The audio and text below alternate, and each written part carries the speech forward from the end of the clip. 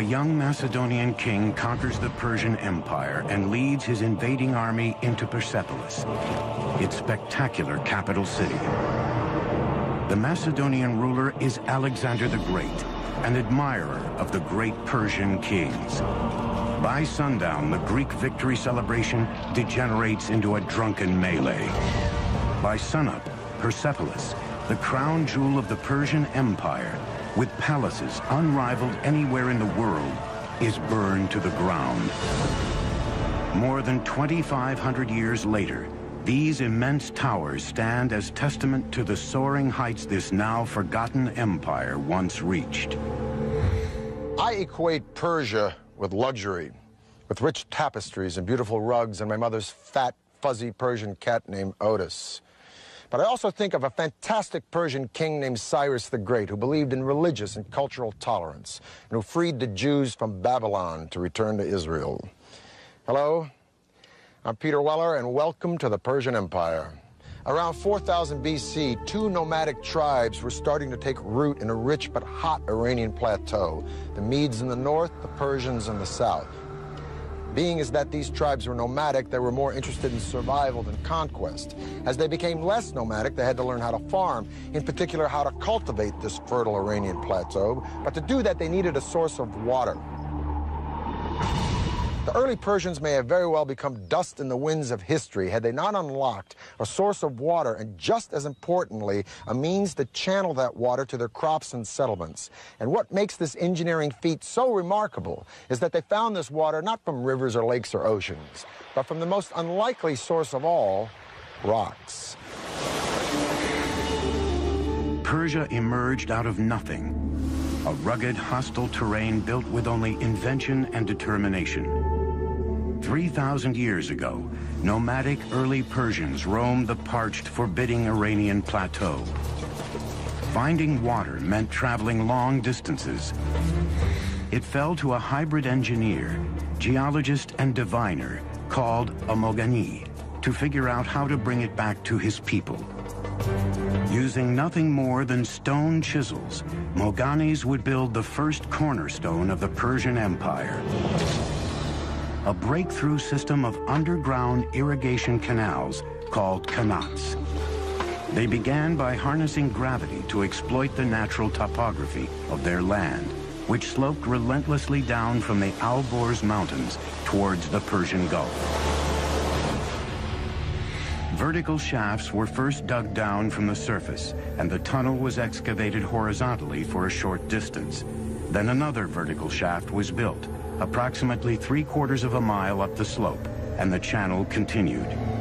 It can be sometimes 20, 30, 40 kilometers away, so it's a very skilled operation, to the point where the gradient of the water channel meets the aquifer, or the groundwater, sloping up at the point where the mountains begin.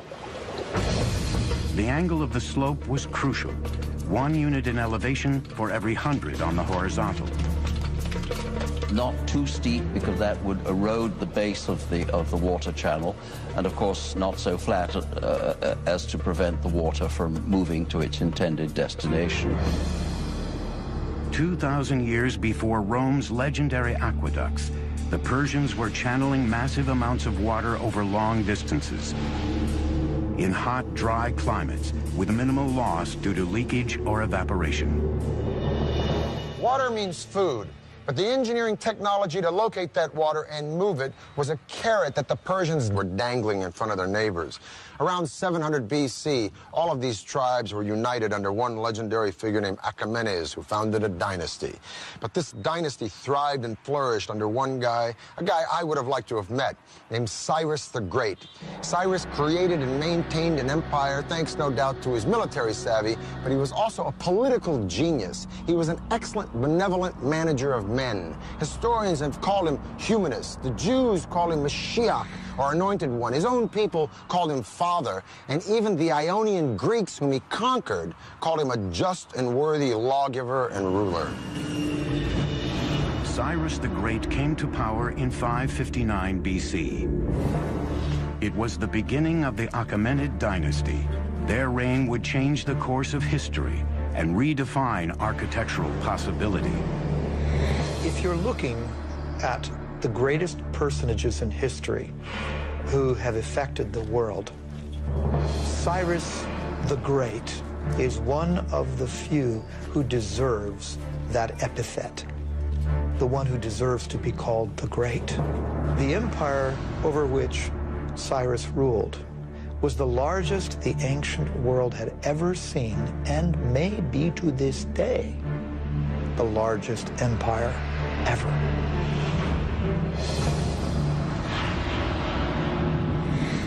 By 554 BC, Cyrus had crushed all rivals and became the undisputed leader of Persia. Now it was time to conquer the world. And if he was going to build an empire, he would need a magnificent capital city to reflect its growing stature. In 550 BC, Cyrus launched one of the most ambitious engineering projects anywhere in the ancient world. The Persian Empire's first great capital city at Pasargad, located in modern Iran. Cyrus was a very innovative builder, and I might add that his standards were particularly high. We can also say that his building project reflected in some ways the technologies that he found in the course of his various conquests. Like the Romans centuries later, the Persians were borrowers. They took the best and most advanced ideas from the cultures they conquered, then developed them even further into technologies uniquely their own. The art and engineering of Pasargad drew on influences as far-flung as Assyria, Egypt, and Asia Minor, thousands of miles away. There were stone workers, woodworkers, brick makers, relief makers, and we know that these were people often imported from all over the empire. Today, over 2,500 years later, crumbling ruins are the only remnants of what was once here, Persia's first shining capital city. Pasargad's showpiece was its two magnificent palaces, surrounded by a majestic park and vast formal gardens. Among them, the first known appearance of the astonishing Paradisia, the four-quartered walled Persian gardens. The gardens had over 1,000 yards of channels of carved limestone, designed such that water would enter small basins every 16 yards. The Paradisia of Pasargad laid the foundations for many of the world's most magnificent gardens for the next 2 millennia. What's particularly different with the Paradisia is the application of the geometric design. So we have squares, rectangular designs, floral designs, cypress trees, wild grasses, roses, lilies, all kinds of vegetations. And this is the concept of the modern park as we know it. As Pasargad was being built, Cyrus added to his dominion one enemy kingdom after another. But Cyrus was a very different kind of king. He refused to enslave his new subjects, a revolutionary concept in the ancient world. He recognized the local validity, if you will, of different religions and beliefs, and allowed those things to persist. In 539, Cyrus conquered Babylon, but he did not present himself as a conqueror. He presented himself as a liberator, rescuing these people from their despotic ruler. And then he did a totally unprecedented thing. He freed the Jews. The Jews had been living in Babylon in captivity ever since Nebuchadnezzar destroyed Jerusalem and their temple, and Cyrus freed them. Now, it could be said in hindsight or political history that Cyrus was looking for a buffer state between a hostile Egypt and his own empire. But so what? The point is that no one had ever done anything like this, and hardly anyone has ever done anything like it since. And subsequently, he is the only Gentile in the Bible to be referred to as Mashiach, or Messiah. As one distinguished Oxford scholar once said to me, Cyrus always had a very good press. It's a very true statement. Before he could launch the campaign that would make Persia the lone superpower of the ancient world, Cyrus the Great died in battle in 530 BC. He didn't live long enough to show what really he could have done outside the battlefield. So in that sense, you can compare him with Julius Caesar, who conquered, but did not live long enough, he was assassinated, to put the empire that he conquered together. By the time Cyrus died, the Persian Empire had 3 capitals, Babylon, Susa, and Ecbatana. But he chose to be buried in the city he created, Pasargad, in the tomb that mirrored the man who built it. At Cyrus's tomb, one of the aspects that shows his humility is that tomb is relatively unadorned, very simple, very elegant. Cyrus's engineers built the tomb in the form of simple but heavy stone Western structures.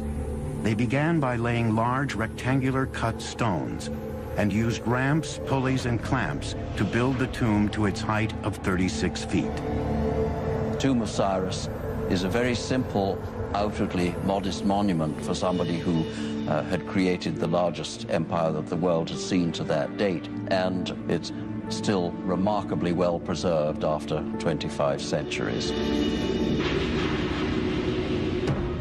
For 30 years, no power on earth could stand up to Cyrus the Great. Now his throne was up for grabs, creating a power vacuum that would throw the ancient world into chaos. The word paradisia in Old Persian became paradise in ancient Greek.